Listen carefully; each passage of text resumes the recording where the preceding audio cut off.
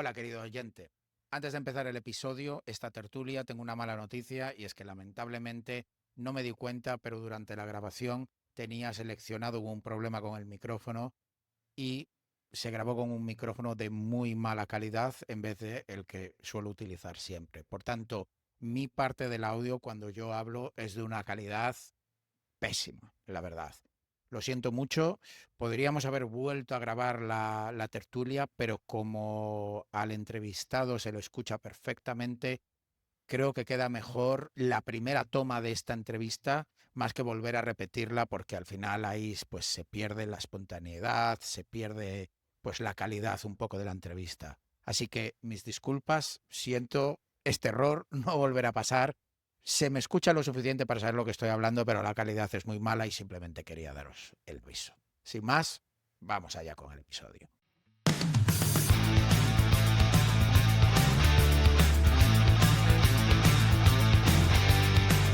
Hola, hola y bienvenidos a Tierra de Hackers, a la tertulia. En concreto, esta es la tertulia sobre Corea del Norte en general, Contagious Interview, nuestro episodio anterior, donde hemos estado hablando cómo Corea del Norte está infiltrándose en empresas con un nuevo vector de ataque bastante interesante, que es el tema de hacerse pasar por empleados. Bueno, hacerse pasar no, están haciendo las entrevistas, las están pasando como cualquier hijo de vecino, solo que las intenciones son distintas. En este caso me he traído a un muy buen amigo que ha hecho sus pinitos, que nos va a contar enseguida con temas de Corea del Norte, mucha investigación, mucha ciberinteligencia. Así que sin más dilación, bienvenido Jaime, ¿qué tal estás? Jaime Blasco. ¿Qué tal, tío? Bueno, muchas gracias por traerme, Martín. Hace Hombre, tiempo un que no. placer. Gracias a ti, que además que eres todo un fundador ahora de una empresa que va como un cohete. Sacarte una hora sé que no es cosa fácil, así que muchísimas gracias. Ya sabes que a mí me gusta empezar siempre las tertulias, pues haciéndote la pregunta, ¿por qué crees tú que te he elegido a ti? ¿Por qué crees tú que eres la persona adecuada para hacer la tertulia sobre el episodio de Corea del Norte? Me has elegido porque cuando hablamos últimamente os contábamos historias de algunas de las investigaciones que hice en el pasado sobre actores de Corea del Norte, sobre todo en una empresa que se llamaba Alien Ball, algunos de vosotros la conoceréis, de hecho era una empresa española que trajimos a Estados Unidos, pero yo llevaba la parte de ciberinteligencia allí y de hecho tuve la oportunidad de ser parte del grupo que nombró a Lazarus Group, el nombre de Lazarus Group, que era una serie de actores de Corea del Norte. Y esto vino a partir de investigaciones que hicimos después del ataque a Sony, que también tuve la oportunidad de hacer una investigación sobre eso. Y en los años posteriores a ese ataque a Sony, mi amigo Juan Andrés y yo, Juan Andrés Guerrero de Kaspersky, nos dedicamos un poco a traquear a los actores de Corea del Norte a través de indicadores que teníamos del ataque a Sony. Y fuimos capaces de encontrar mogollón de infraestructura, de ataques a empresas en Corea del Sur. Luego se linkó a cosas que podremos hablar en el episodio sobre Swift, los ataques a Swift a bancos en Bangladesh, en México, etcétera.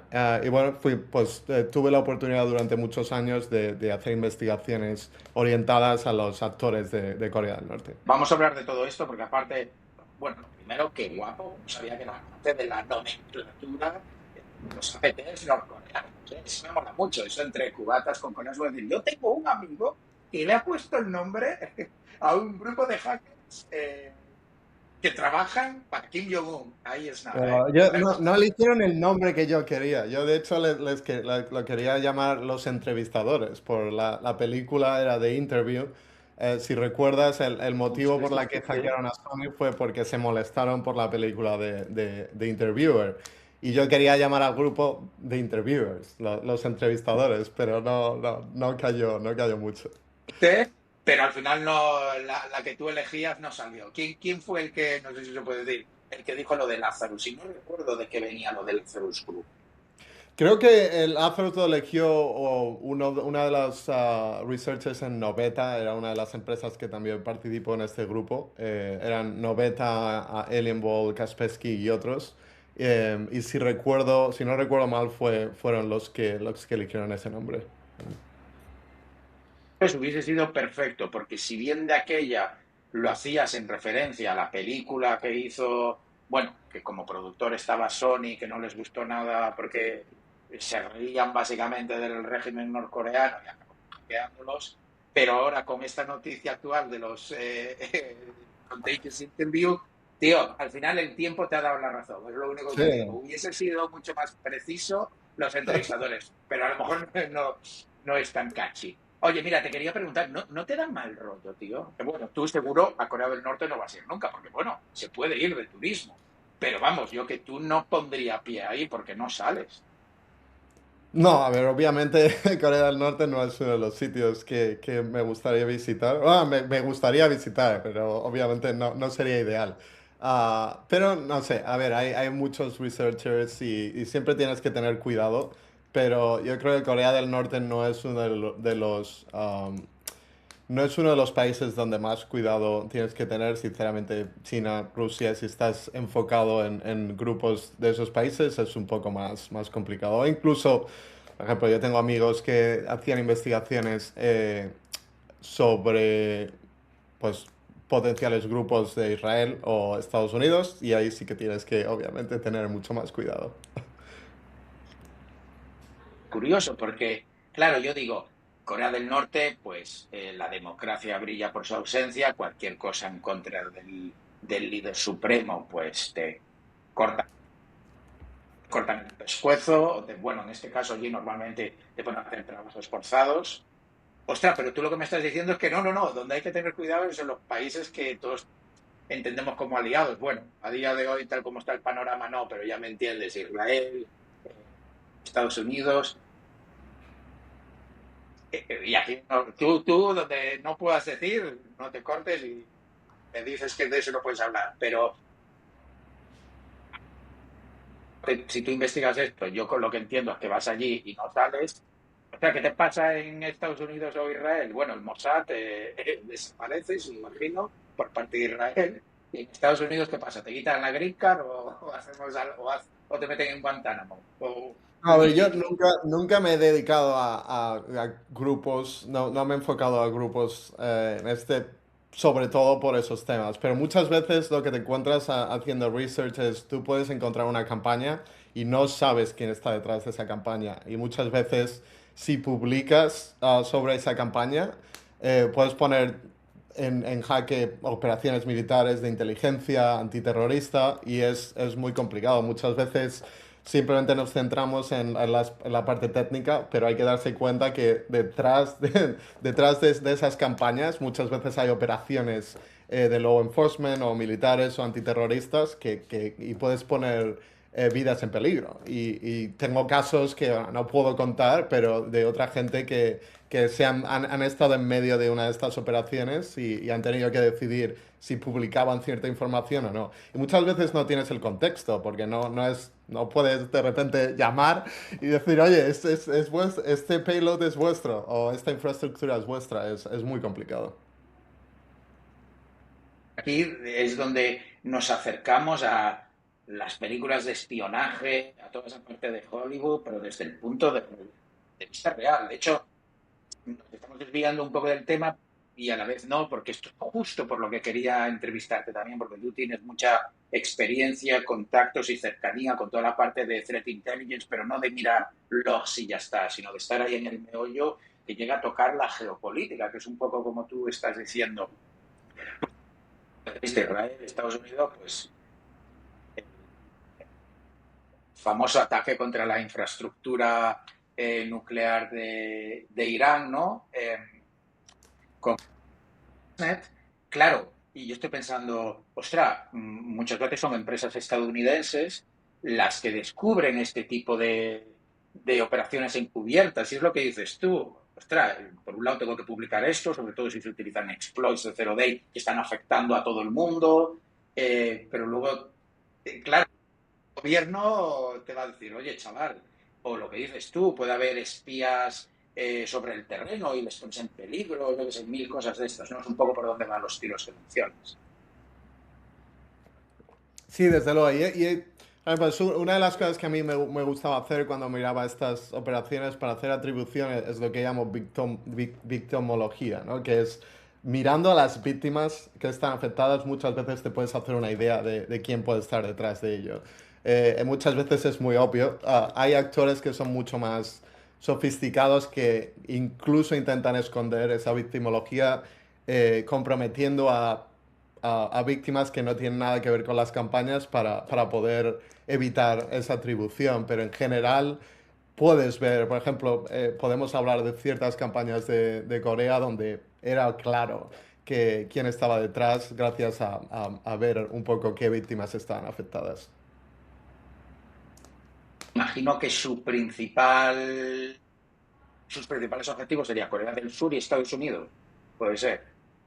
A ver, el tema es que Corea del Norte tiene varios grupos enfocados a diferentes cosas, ¿no? Tienes Kim Suki, que está más dedicada a temas militares, a temas diplomáticos. Normalmente, como has dicho, sus víctimas están en Corea del Sur, y Estados Unidos, la OTAN, en ciertas veces. Pero muchas veces hay grupos, por ejemplo, subgrupos de Lazarus que muchas veces están enfocados a robar criptomonedas, pero les ves que de repente y tienen una campaña que es totalmente diferente. Una de las cosas que investigué durante COVID, por ejemplo, es uno de los grupos de Corea del Norte, se dedicó a hackear a empleados de empresas que estaban desarrollando vacunas para COVID. De hecho, usando muchas de las mismas técnicas que describiste en el podcast anterior, y esto es hace 6 años, donde, por ejemplo, se ponían en contacto a través de WhatsApp o a través de LinkedIn con ejecutivos o empleados de empresas farmacéuticas y usaban algunas técnicas que has comentado, por ejemplo, mandarle documentos que explotan vulnerabilidades o meterles en una llamada donde hay un error y de repente te dice que tienes que bajar un update de Zoom y te mete un payload. Y el objetivo de esa campaña era muy diferente, que era robar información sobre las vacunas de COVID. Porque obviamente Corea del Norte también estaba interesada en poder desarrollar una vacuna, y no tenían la infraestructura de investigación para poder desarrollarla internamente. Nunca supimos realmente cuál era el objetivo específico, pero nos dimos cuenta que efectivamente la infraestructura, los documentos que encontramos, las víctimas, etcétera, eran todos todo era relacionado con empresas farmacéuticas. De propiedad intelectual y de inteligencia un poco eh, ¿no? Que se hicieron en tiempo récord y tú crees que lo hacían para ellos poder desarrollar y vacunarse también. Quiero decir, la parte de sanción que existe sobre países como Corea del Norte, Siria y varios otros, también aplica el tema de las vacunas. A ver, no soy un experto en eso y, por ejemplo, Corea del Norte sí tiene partnerships con China y entiendo que en ese sentido podían. Pero de la misma manera también vimos, en la misma época también había actores chinos que estaban haciendo lo mismo, que estaban. Si recuerdas, China hizo una vacuna nacional que no funcionó y luego tuvieron que comprar vacunas externas.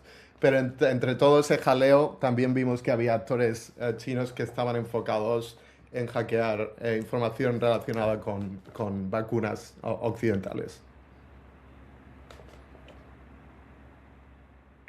Observamos esto, aquello. O sea, ¿vosotros cómo accedéis a esta información? O sea, ¿cómo sabes que Corea del Norte estaba intentando atacar, en este caso a través de ingeniería social, pero hablas de payloads, hablas de infraestructura? Entiendo que por un lado utilizáis OSINT, pero eso se quedará corto al nivel que hacéis vosotros. Entiendo eso a feeds, a fuentes privilegiadas que compartís, entiendo yo, entre los expertos de la industria, entre empresas que están en esto, ¿no? Que en el común de los mortales no tenemos acceso a eso porque entiendo que el valor en parte está en el secretismo de esa información. En parte, pero te sorprendería cuánto puedes encontrar a través de información pública. Por ejemplo, una de las cosas importantes es cuando un analista está enfocado en un grupo, eres capaz de desarrollar esta intuición de la infraestructura que utilizan, cómo registran los dominios, si el malware es parecido, la manera, el time zone donde operan, es decir, puedes poner todo eso en común. Y muchas veces, o sea, nosotros en muchos momentos no decíamos, estamos seguros que este grupo está detrás de esto. Teníamos un medium confidence, high confidence, dependiendo de la información a la que teníamos acceso. Y luego muchas veces esa información, cuando accedes a información más reciente, eres capaz de aumentar la confidencia de qué grupo puede estar detrás. Contribución, pero la otra es poder acceder, conseguir eso, los payloads, IPs de infraestructura que sabes que se está utilizando para esto. Soléis tener sensores desplegados por Internet por donde pasa el tráfico y ahí capturáis. Acuerdos, insisto, no sé, con proveedores de Internet, con tal. Entiendo que aquí también hay un momento en donde tampoco se puede dar demasiada información porque entraría en conflicto directo con la privacidad de las personas, ¿no? Con Internet. ¿Qué tipo de acuerdos suele haber o para poder acceder a tener más visibilidad, básicamente? Claro, desarrollas ciertas capacidades internamente, luego hay ciertas feeds o vendors que puedes colaborar, y no voy a entrar en en mucho detalle, pero Ya, mi función como entrevistador es ir apretando porque ya te está... Me mola porque el patrón de tu lenguaje es capacidades que desarrollamos. Me encanta porque es una manera muy genérica de responder. A la vez se entiende perfectamente, pero bueno, mi función como entrevistador es intentar exprimir toda la información que pueda. Pero insisto, tú siempre lo que no se puede compartir, no se puede compartir sin problema. sí, pero a ver, te pongo un par de ejemplos. Te sorprendería, y seguramente el 80-90% de estas investigaciones han sido usando información que es pública. Por ejemplo, información sobre Passive DNS, samples que están en VirusTotal. Te sorprendería cuánta información es en VirusTotal. Como una empresa de seguridad, tú tienes la oportunidad de poder pagar a VirusTotal para poder acceder a cualquier fichero que se ha subido. Puedes tener firmas. Por ejemplo, si tú tienes ciertos patrones, y puedes hacerlo con Jara Rules o firmas más de behavior, y puedes decir, vale, cada vez que haya algo que mache esto, mándame una notificación. Y de esa manera puedes tener una visibilidad bastante buena sobre algunos de estos grupos. No va a ser obviamente toda la visibilidad, pero muchas veces empiezas ahí y empiezas a tirar del hilo y creces a descubrir una campaña enorme. Con, o sin búsquedas, servicios de terceros de fuentes abiertas. Luego, el siguiente nivel sería pagar por servicios profesionales, pero que cualquiera podemos pagar por ellos, no tienes por qué estar vetado. VirusTotal es uno de ellos, Shodan, servicios de estos que cualquiera podemos acceder y si pagas, pues tienes acceso a información premium. Y luego, digamos que ya arriba de todo, pero eso vendría al final, o incluso, como tú bien dices, necesario, pues si a lo mejor entre empresas pues hay acuerdos de intercambio de información o con agencias federales o así. Entiendo, pero sí que es bueno No, porque muchas sí, veces... desde luego tenemos, es decir, teníamos y tenemos ciertas convenciones entre empresas de seguridad para intercambiar información, y también con el gobierno, con CISA, etcétera, hay programas, pero desde luego no es algo conspiratorio donde de repente te dan toda la información, sino es más específico sobre ciertos actores, ciertas campañas que están viendo en el sector privado o en el sector público, e intercambiar entre empresas y el gobierno. de las VPNs gratuitas. ¿Crees que eso se utiliza en parte para conseguir inteligencia del tráfico de personas? Que por un lado quiero pensar norcoreanos o grupos avanzados, APTs, no van a utilizar este tipo de servicios, pero cuando VPNs y las gratuitas, eso lo tienen que monetizar de alguna manera. Esto suele ser que lo revenden a empresas de threat intelligence para... Es otra manera de tener sensores para poder recopilar información sobre el tráfico de las personas en Internet. A ver, tú y yo hemos hablado sobre esto en el pasado mi perspectiva era siempre muchas veces utilizar una VPN que no tengas confianza en ella es de hecho contraproducente, ¿no? Porque sí es verdad, como estás diciendo, que se ha demostrado, y ha habido casos en los que ciertos proveedores de VPNs estaban usando esos datos o metadatos para cosas como exponer para ads o incluso, como has dicho, para inteligencia. Es decir, no solo ciberinteligencia, pero law enforcement, etcétera. Entonces, tienes que tener cuidado muchas veces dónde estás mandando tu tráfico, ¿no? Precisamente te hacía esta pregunta porque tú y yo hemos hablado de esto, a veces con posturas opuestas, y precisamente quiero que la audiencia escuche también, porque en general en Internet estamos expuestos a 50.000 youtubers haciéndonos publicidad de un montón de VPNs, pero aquí tenemos a una persona experta como tú, que se dedica a hacer intelligence, y tu máximo peso, y no sé, no todo el mundo necesita una VPN para conectarte a la wifi del hotel, que estamos en 2026 y a eso ya no tiene ni siquiera tanto sentido. Que yo sigo pensando que las VPN son muy importantes a nivel de privacidad, pero como tú muy bien has matizado, no valen todas, desde luego las gratuitas ya ni las contemplamos, y hay que tener muchísima confianza, y esa confianza al final es revisión por parte de terceros, de esos servicios de VPN, y siempre pensando que al final le estás enviando el tráfico a otro, no tiene más, no es que el servicio de VPN no lo pueda ver, es que teóricamente no quiere verlo, pero de confianza. Y luego comentabas, por ejemplo, de si estos actores utilizan VPN, eso es algo sencillo. Sí, de hecho, hay muchas veces que usas eso como parte de atribución, ¿no? Por ejemplo, alguno de los últimos ataques de Lazarus utilizan algo llamado Astrial VPN, que es un servicio de VPNs específica, y en base a eso se han podido atribuir varios ataques.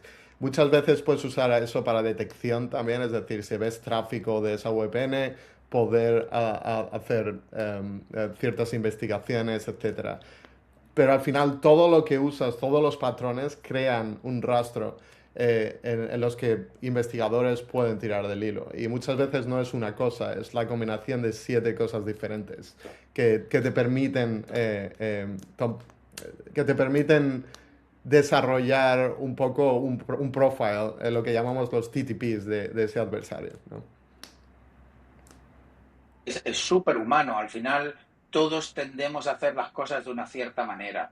Y aquí, cuando hablamos de montar infraestructura, de las defensas que utilizas para OPSEC y todo esto, eh, pues también, ¿no? Y es muy difícil todos los patrones en cada campaña, porque tú a lo mejor tienes tu infraestructura montada en 2 o 3 servidores cloud donde tienes ahí tu C2, cambiar a otro requiere muchísimo trabajo en vez de simplemente utilizar estos. Y es toda una ciencia, ¿no? La parte de atribución, pero entiendo que mucho viene precisamente de lo que tú mencionas. De hecho, en el episodio contaba que Corea del Norte era que mucho del dinero se estaba enviando a una ciudad colindante, una ciudad china colindante con la frontera con Corea del Norte, de que aparecían muchísimas campañas de Corea del Norte. Entonces, como tú bien dices, si esto lo volvemos a ver, ostras, ya como que hay un foco sobre Corea del Norte porque ya se ha visto antes que ahí se enviaba mucho dinero. Sí, y por ejemplo, esa ciudad que mencionas se ha utilizado mucho en el pasado. Si ves los rangos de IPs de esas ciudades que colindan con Corea del Norte en China, es algo más que puedes utilizar. Y muchas veces es porque cometen un error. Imagínate, estás conectado en una VPN y se te cae la VPN, o de repente se te olvida conectar la VPN y ves que se conectan directamente desde ciertos rangos, y puedes usar esa información para tener un poco más de visibilidad sobre quién pueda estar detrás de eso. Hackers, de hecho, tú me dirás, pero de Lazarus Group vemos un país tercermundista donde la gente se muere de hambre, pero este grupo de hackers, y digo hackers porque trabajan para el gobierno, al fin y al cabo es como militares especializados, no es que sean ciberdelincuentes. Yo siempre digo que cuando hablo de APTs especialmente esponsorizados por un gobierno, les sigo llamando hackers, no ciberdelincuentes, porque están haciendo su trabajo, es su empleo, son espías, ciberespías, si queremos decirlo, eh, con un toque ofensivo. Eh, Gente tan capaz comete errores. ¿Cuáles son los típicos errores que ves tú cuando intentan evitar la atribución? O sea, hablabas de, ostras, pues alguna vez se les desconecta la VPN, porque claro, que hablamos de campañas de meses o años. ¿No? Es una cosa de un día. ¿Qué otras cosas ves tú donde suelen meter la pata, lo cual es bueno para vosotros porque os da un hilo de donde tirar? Pues mira, a ver, Corea del Norte, el Lazarus y otros grupos es un adversario muy capaz, es decir, han hecho ataques muy guapos y podemos, hablar de ellos luego. Tienes que entender también que hay ciertos actores que es menos importante para ellos que se les atribuya un ataque. Y yo diría que Corea del Norte no es uno de los que les importa más, porque realmente entonces rehusan un montón de infraestructura, rehusan patrones en malware. No es un... No es un no es uno de los clústeres que son más. Pero, por ejemplo, si hay ciertos adversarios más occidentales, o por ejemplo rusos, algunas APT-29, etcétera, hay ciertas, y muchas veces cuando miras, cuando miras la infraestructura te das cuenta un poco de la sofisticación del adversario de nuevo, ¿quién podría estar detrás? Porque cuando ves infraestructura que han dedicado un mogollón de tiempo a evitar esa atribución, por ejemplo, reusando dominios que tienen un historial de 10, 20 años. En lugar de comprar nuevos dominios, has adquirido un dominio. De esa manera, ciertas detecciones no funcionan. Por ejemplo, nuevos dominios no funcionan. O, por ejemplo, hackeando ciertos websites y usando eso como command and control, porque de esa manera no puedes. Um, Otras cosas que ves es muchas veces crean infraestructura con mogollón de historial, pero son websites que tienen funcionalidad, pero luego por detrás están haciendo command and control también. Por ejemplo, usando ciertas... había un grupo muy famoso en Rusia que operó durante décadas, que básicamente lo que usaban era multicast traffic, filtrando información a una red que era de satélite. Es decir, tú puedes comprar una red de satélite, o sea, tú puedes comprar internet por satélite, pero obviamente cuando eso ocurre, la información de ese satélite, los paquetes llegan a un espacio muy grande, ¿no? Entonces tú No es puedes. un cable que vayas a un ordenador específico. Cualquiera escuchando podría interpretarlo. Otra cosa es que vaya Entonces, cifrado o lo que no. hacían era escuchar ese tráfico. Tú puedes estar localizado en cualquier parte del mundo, pero la exfiltración ocurría como multicast. Entonces, esos paquetes, cualquiera podía escucharlos y no había manera de saber quién estaba escuchando esa información. Y esos detalles, igual no recuerdo exactamente los detalles técnicos, pero a alto nivel es un poco cómo funcionaba. Entonces, bueno, te das cuenta que hay muchos niveles de sofisticación cuando hablamos de este tipo de... O, por ejemplo, muchos malwares que son capaces de usar técnicas muy sofisticadas, ¿no? Para mandar esa información muy lentamente o a través de servicios legítimos. Es decir, hay mogollón de formas de añadir sofisticación y hacer que esa detección sea muy, muy complicada. Ciencia que no es tan técnica, desde luego no tan técnica como tú. Estás haciendo un gran trabajo en explicarlo, pero muchas de las cosas que hago en el podcast, una de las cosas que me gusta a la audiencia es que haga analogías. Me ha encantado esto de exfiltrar haciendo broadcasting. O sea, esto sería como si alguien, digamos, que se mete en un edificio, ¿no? A robar, o escuchar un secreto y para exfiltrar ese secreto, para sacarlo fuera, pues o puede hacer una llamada telefónica a la persona que está fuera y decirle el secreto, pero entonces alguien como tú, si es capaz de rastrear esa llamada, sabe, hostia, que ha hecho una llamada a Corea del Norte, es Corea del Norte. Tú lo que dices es que el tío sale a la ventana y se pone a gritar los secretos. Como todo el mundo está escuchando eso, no sabe esa mente. O sea, eso es lo bonito de esta manera de exfiltrar. Lo cuentas a gritos y está todo el mundo escuchando. Por tanto, no puedes poner lupa sobre quién es el que estaba interesado en escucharlo. Qué bueno, ¿no? No, nunca había pensado en esa técnica de filtración para evitar la atribución. Es buenísimo, tío. Sí, no, hay veces que te encuentras a ideas que utilizan que te explota la cabeza, ¿no? De cómo han podido sacar Si, eso. si te viene a la cabeza, porque es verdad que en esto del hacking ofensivo es una de las cosas que a mí me apasiona de nuestro trabajo, es la parte creativa, ¿no? No lo voy a elevar a nivel de arte, pero es verdad que a veces hay cosas que tienes que hackear, porque suele entrar cuando el digamos, el nivel de seguridad ya es muy maduro o ya cuando hablamos de grupos APTs tienes que ser muy creativo para encontrar el workaround, para hackear algo que es tan seguro. ¿Qué cosas has visto tú que has dicho, esto me quito el sombrero? Sois unos cabrones por hackear esto, por hacer esto, pero me quito el sombrero. O sea, podemos hablar ya que estamos hablando de coreanos, ¿no? De norcoreanos. Uno de los ataques que hicieron hace muchos años bueno, era una campaña donde robaban bancos. Y robaron el Banco de Bangladesh, un banco en México, un banco en la India, o hubo como 5 o 6 casos. Pero el Banco de Bangladesh fue el más famoso, porque intentaron robar 950 millones de dólares, que es una barbaridad. Y casi lo consiguieron. Y vamos a hablar un poco de lo que pasó, pero básicamente todo empezó con un email con spear phishing a un empleado, lo típico, malware, instalen el malware, pero en lugar de tener prisa, lo que hicieron es se tiraron un año dentro del Banco de Bangladesh aprendiendo cómo funcionaba, cómo mandaban transferencias, qué tenían que hacer, qué se validaba, qué no se validaba. Y esperaron al día específico donde era una fiesta en Bangladesh y era una fiesta en Estados Unidos, no recuerdo bien los detalles, pero que les iba a dar 5 o 6 días antes de que la gente volviese a trabajar.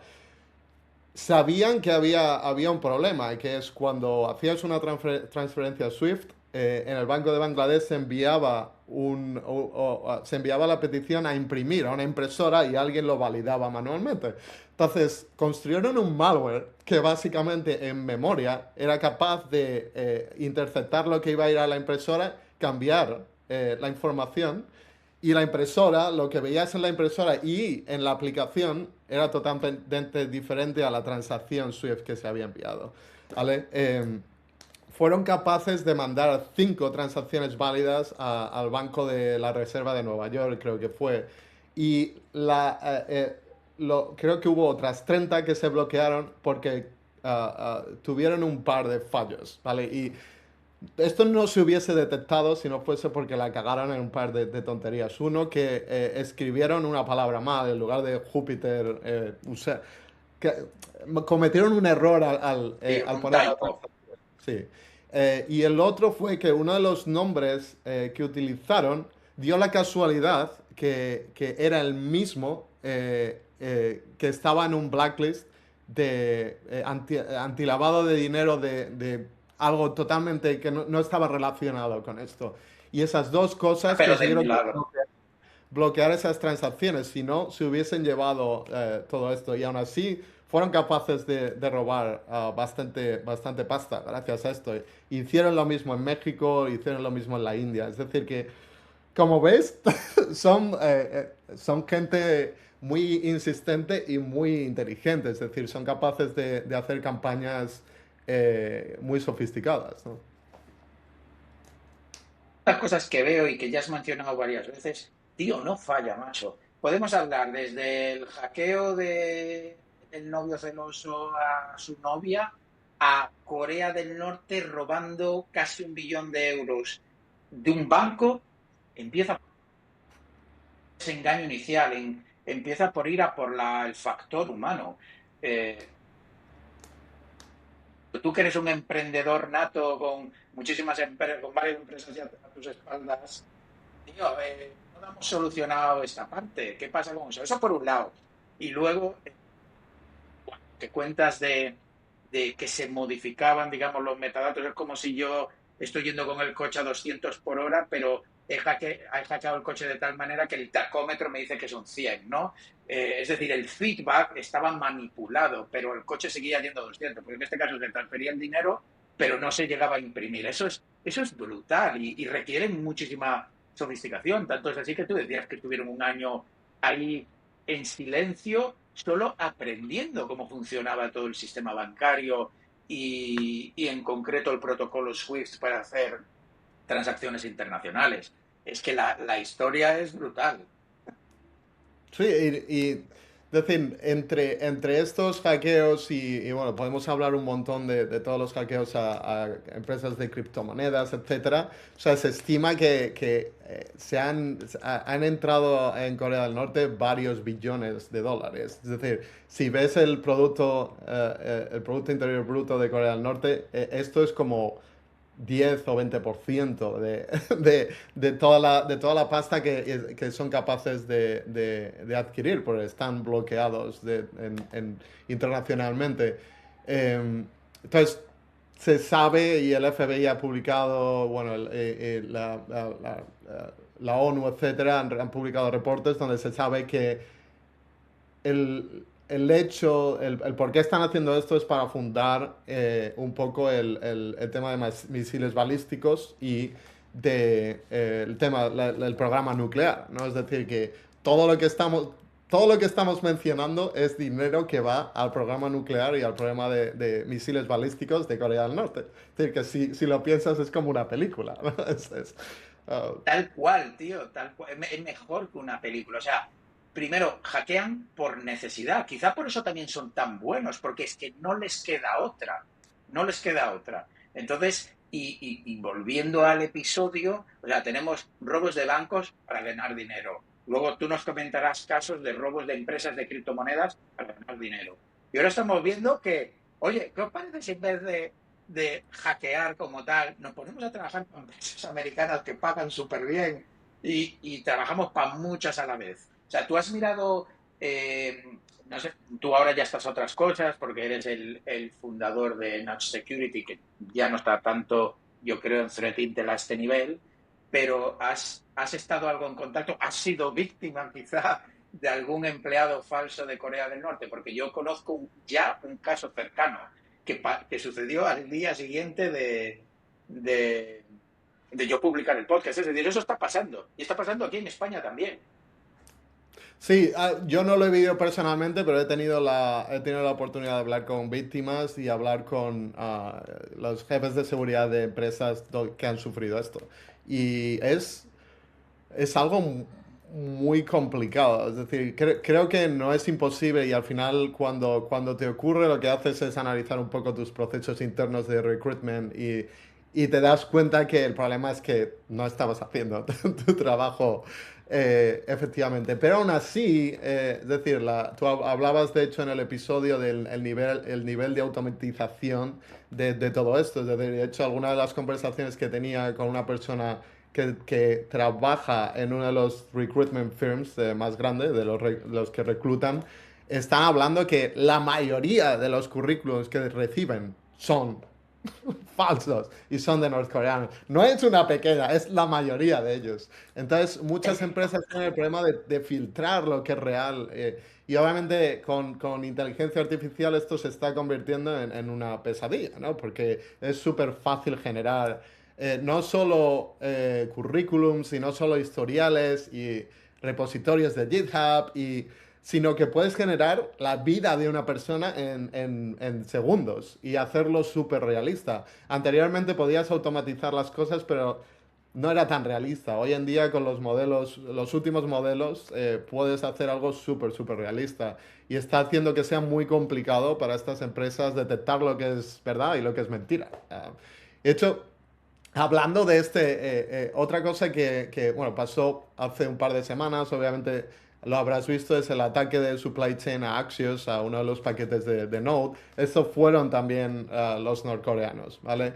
La manera que lo hicieron fue, el modus operandi es algo que hemos visto durante muchos años, que es, intentan explotar a los individuos que están relacionados con un proyecto o con tu empresa, más que tu empresa en sí, y intentan explotar su vida personal también. Y yo te puedo dar dos o tres ejemplos de cosas que han pasado a partir de eso. El tema de Axios, puedes ir a GitHub y el maintainer de uno de los paquetes explica lo que le hicieron, que básicamente le invitaron como a este grupo, comité, para hablar de un proyecto, pero habían creado un canal de Slack totalmente ficticio, con canales donde la gente hablaba, noticias en LinkedIn que eran semi-reales. Bueno, era todo ficticio, pero era muy difícil saber que era ficticio. Entonces le metieron en una conversación de Zoom y esto es un patrón básico, que es de repente te dice que hay un error y que Zoom no puede conectar y le das y se baja un ejecutable y estás jodido, ¿no? Porque te instalan malware. Entonces, este tío era un desarrollador de uno de los paquetes más que se utilizan por cualquier.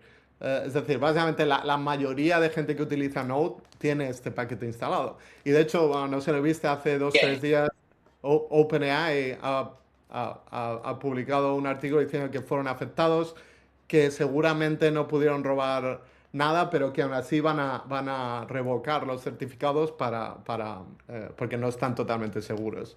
Entonces, como ves, son capaces de explotar mogollón de cosas diferentes. Otro par de ejemplos que te puedo dar de la parte más personal. Una de las campañas que hicieron fue contra, bueno, quiero ser un poco, o sea, quiero dejarlo ahí que esto no se ha confirmado, ¿vale? Públicamente, pero es, digamos que es bastante probable que Lazarus estuviese detrás de esto, pero fue el ataque a LastPass, ¿vale? El ataque a LastPass fue a través de un empleado, pero no hackearon su ordenador corporativo, sino hackearon su ordenador personal, porque él tenía instalado, creo, no recuerdo exactamente, era una de estas aplicaciones de vídeo donde te bajas películas y tenía una vulnerabilidad y explotaron eso. El empleado utilizaba el ordenador personal a veces para conectarse a ciertas cosas, robaron credenciales. A partir de ahí, bla, bla, bla, se conectaron a un S3 Bucket en Amazon, donde esta era una de las únicas 4 personas en LastPass que tenía acceso a la clave, al masterclass, la clave maestra para descifrar los archives, y fueron capaces de filtrar eso. La cosa se quedó ahí, la gente era, bueno, ¿qué ha pasado? Pero en los siguientes años ha habido decenas o docenas de casos de robos de criptomonedas donde las víctimas decían que el único sitio donde habían puesto el seed era en LastPass, ¿vale? Entonces, y se han atribuido varios de esos ataques a uno de estos grupos. Entonces, todo empezó con un poco no el empleado, sino la vida personal del empleado. Y esto es algo que explotan continuamente. No solo es el ordenador corporativo, sino cualquier dispositivo, cualquier attack vector, ¿no? que puedas tener como en tu vida personal también. Pero no solo tu vida personal, sino tus dispositivos personales, como tú bien dices. De hecho, me viene a la cabeza el periodista, ese nombre no lo recuerdo, lo descuartizaron en Saudí, Sí, en Turquía, que intentaron infectarle con Pegasus y al final infectaron a su novia para poder sí, llegar a él. Si es que al final volvemos a lo de siempre, van a atacar lo que haga falta para llegar a ti. Y puede que sea pues tu círculo cercano a por el que vayan. Si de esa manera pueden acabar, por decirlo así, pivotando hacia ti, porque lo hacen por necesidad. Pero, buah, vaya historias más locas. apuntando a lo del aspas, es curioso porque el aspas teóricamente no puede descifrar, pues digamos, los baúles de las contraseñas, pero a mí me contactó una de las víctimas que le robaron criptomonedas, que juraba y perjuraba que su SID lo tenía solo en las aspas, y están haciendo un class action lawsuit, una demanda, bueno, no sé cómo se dice en español, pero digamos demanda colectiva, creo que es, contra las aspas, porque a ver cómo han conseguido los norcoreanos, que bueno, si utilizas una contraseña débil, creo que ahora ya un Hydra y todos estos tienen módulos específicos para las aspas, pero desde luego muchos baúles se descifraron y esta gente pudo acceder a los secretos que tenían ahí, pero no sabía yo No, que Lazarus había y estado que entrando. es mucha pasta, es decir, creo que el cofundador de Ripple fue afectado por esto y creo que le robaron 150 millones de dólares, que no estamos hablando de palomitas, ¿sabes? Ese dinero se está yendo a avanzar el programa nuclear para conseguir bombas atómicas por parte de Corea del Norte, supuestamente, pero vamos, Sí. yo creo que eso todos lo sabemos. Qué locura. O sea, y rebobinando un poquillo, esto es un dato que quiero repetir que has mencionado, tú con gente de los norcoreanos que sobre algo. O sea, ya dato en esta entrevista que estamos haciendo. O sea, ya tenemos spamming a nivel de currículum, lo que dices tú. Lo único que no hay un antivirus para esto. O sea, es las verificaciones, el pensamiento crítico y la capacidad de darte cuenta que hay cosas que no están teniendo sentido. Yo ponía el ejemplo de este candidato que era Pedro de la Haya o no sé qué, y con quien estaban hablando era una persona con acento eh, chino o asiático, digámoslo de manera genérica, brutal. Ya eso te debería chirriar. ¿Qué otras cosas crees tú que debería la gente tener en cuenta para no caer eh, en este tipo de cosas que tenemos ahora que están sucediendo con los falsos empleados? ¿Y hay algún tipo de producto que incluso las empresas pueden comprar? No sé, detección de deepfakes y cosas así que está ya en el mercado. A ver, tienes que tener varios sistemas, ¿no? Por ejemplo, sí, detección de deepfakes es algo que tienes que te puede ayudar, pero muchos de estos casos no son con deepfakes, son personas reales y son personas que hacen la entrevista y luego desaparecen y otra persona aparece. Es decir, es complicado, sí. Deepfakes obviamente es algo que puedes detectar y se debería de hacer. Creo que lo más importante es background checks mucho más brutos. Y ya sé que, por ejemplo, en Estados Unidos algo que se puede hacer, en Europa, en España hay cosas que no puedes hacer. Por ejemplo, no puedes hacer ciertos tipos de background checks a empleados. Y muchas veces van a explotar eso, ¿no? De hecho, el caso de Coinbase fue a través de empleados en India, que es un poco diferente. Entonces es un poco más complicado. Yo creo que hay sistemas biométricos que puedes utilizar para esto también. Es decir, una combinación de onboarding físico con un sistema biométrico que puedas asociar a ese empleado es algo que puede ayudar también. Problema, porque por ejemplo, y esto lo hablaba yo con el background check realmente, piénsalo, Jaime, no ayudaría tanto porque en muchas ocasiones están robando identidades. Entonces tú vas a hacer un background check a una identidad robada, que a lo mejor todo cuadra. Si alguien coge mi identidad y aplica un trabajo de offensive security, yo no tengo ningún problema con justicia. Entonces, por lo menos yo creo que no hubiera funcionado, ¿no?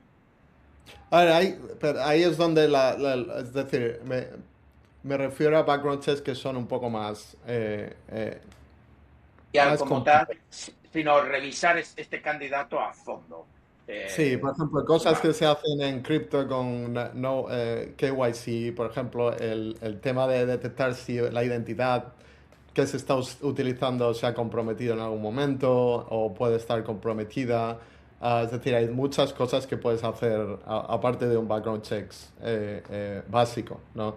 No todo eso va a funcionar, pero en muchos de estos casos que son más sencillos puede funcionar. Y por eso es lo que digo, que tiene que haber muchos sistemas diferentes operando a la misma vez. Es tomarse mucho más en serio. la metodología y el procedimiento de contratación, ¿verdad? Es más que nada también para darle a los oyentes unas pautas en base de un experto como tú. Porque uno de los problemas es cuando la subcontrata la subcontrata que acaba en una empresa, porque cada uno confía en el anterior y entonces al final casi no hay checks. Y eso es una de las maneras de las que está sucediendo, porque, ostras, conseguir una entrevista, o sea, pasar las entrevistas de Google y tal, ya es suficientemente difícil como para luego el background check, pero si tú entras a través de que te meten una consultora como Deloitte, que de ahí vas a un proyecto de Google, es cuando tenemos estos problemas. Entonces, lo que dices tú, tomarse muy en serio y sobre todo conocer los TTPs, ¿no? Las tácticas, técnicas y procedimientos de los norcoreanos, pues con episodios como el que hemos publicado o con esta conversación, para estar un poco pispaos cuando estés haciendo entrevistas, porque esto te puede pasar. Tú has dado el dato. Llegan más currículums falsos que reales a día de hoy a muchas empresas. Y yo he dado el dato de que esto está pasando en España también. De hecho, me escribió un oyente que me decía que a nivel europeo, en que no recuerdo ahora en concreto, ya no hay onboarding, digamos, en remoto. Tienes que ir ahí físicamente a recoger el portátil, enseñando tu DNI, que es un poco lo que tú decías, verificación biométrica, pero a nivel físico. Trae un documento que yo puedo verificar que es un documento real, que tiene tu foto y yo te veo en persona y te doy a ti el portátil. O sea, vamos a acabar con estas, al final. No, no, desde luego. Y creo, en Estados Unidos tenemos lo equivalente, ¿no? El I-9, donde los primeros días el empleado te tiene que enseñar el ID y tienes que comparar. Y si no recuerdo mal, esto se cambió durante COVID, pero anterior a COVID tenías que, legalmente tenías que verlo en persona. Pero creo que a partir de COVID cambiaron un poco esa ley. Y puedo estar equivocado, pero recuerdo que, pues recuerdo internamente tuvimos que hacer esto y pasamos a hacerlo un poco a nivel virtual en lugar de físico y recuerdo tener que mirar todo eso, pero a mí no me sorprendería que volviesen a cambiar las leyes para tener que hacerlo de manera física y sinceramente para mí es una de las cosas que hacemos es importante ver a la persona físicamente y hacer sobre todo el tema de checks con gente que han trabajado anteriormente, etcétera.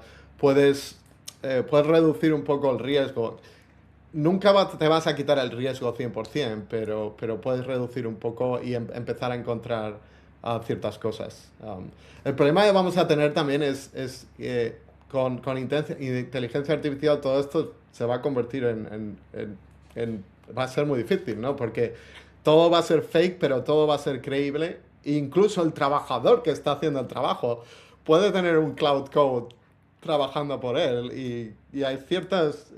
imagínate cuántas empresas y cuánta gente conoces que se lo tragaría, ¿sabes? No,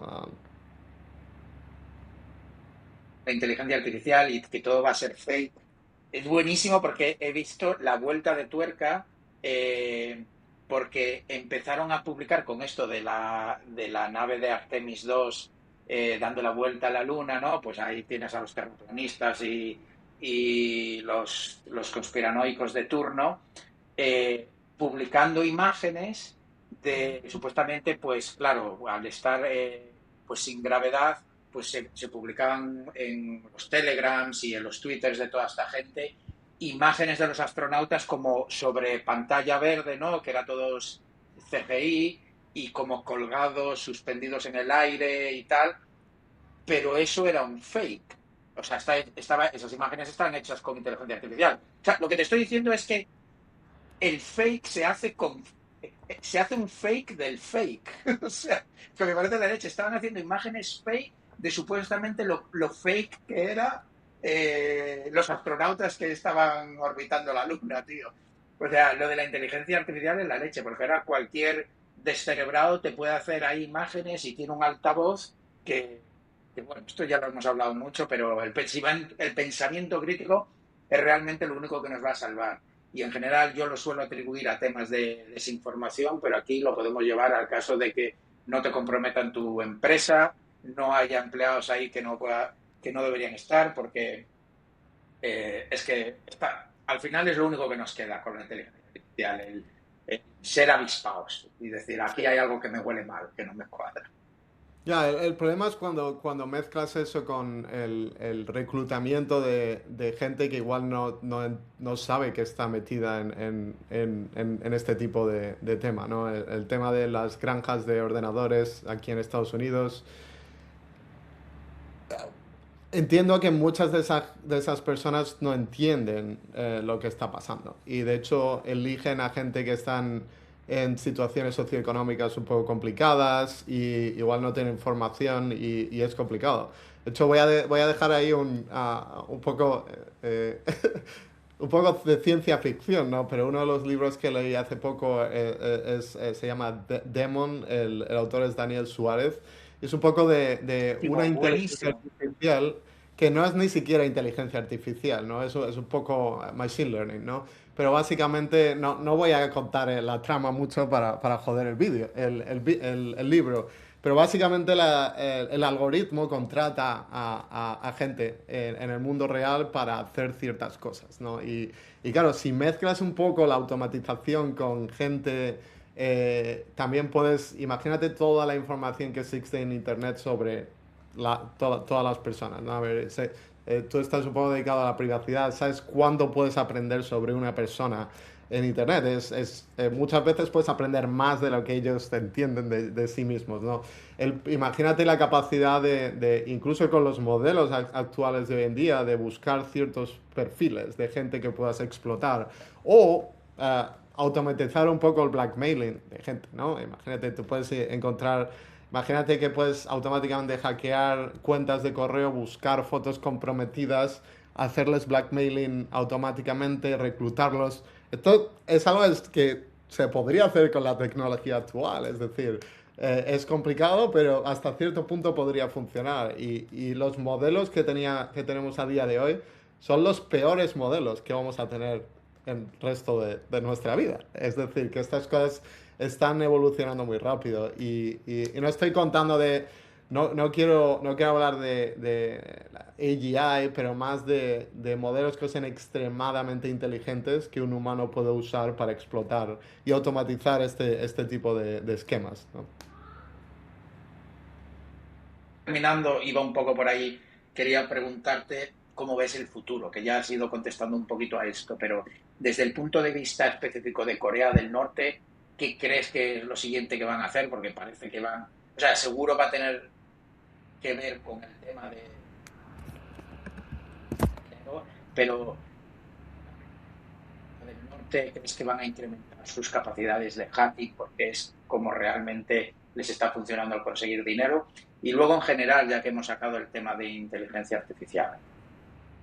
Sí, a ver, yo creo que en los últimos años uno de los patrones que han usado más es el tema de supply chain, ¿no? Que creo que van a seguir explotando. Tanto el ejemplo de Axios que dimos, pero también hemos visto el ejemplo de LastPass, el ejemplo de Retool, el ejemplo de JumpCloud. Todo esto son empresas que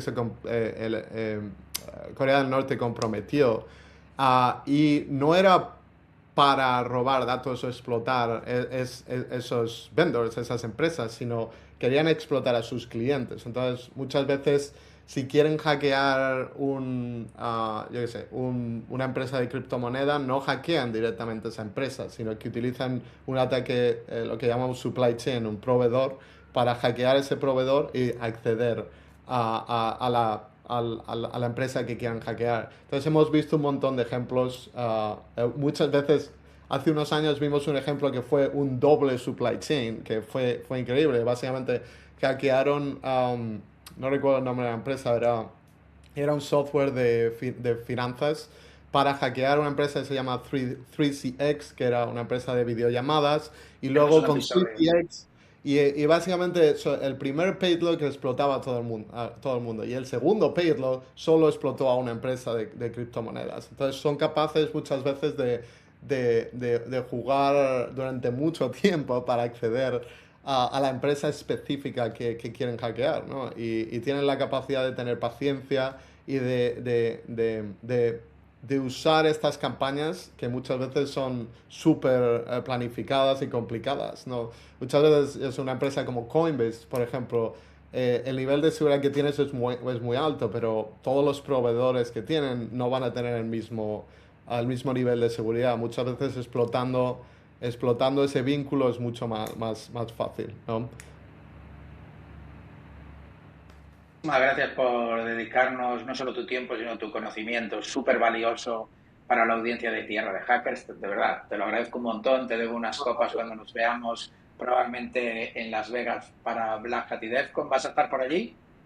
Sí, bueno, a ver, quizás este año voy a intentar ir, si no sería el primer año que no voy en casi 10 años, así que... Eres un veterano de guerra de la semana, la SummerCon allí, o el Summer Camp, quiero decir, de pasarnos Oh, allí una pero semanita. han cancelado DEFCON esta vez, así que no te Oye, que preocupes. al final has dicho, Jaime, muchísimas gracias por estar con nosotros, te lo agradezco mucho, ha sido una tertulia súper buena, aparte eres un tío que tiene, aparte de Superman, toda esa faceta cool de todo lo que has trabajado, seguro que la audiencia se ha quedado con ganas de saber mucho más de ti.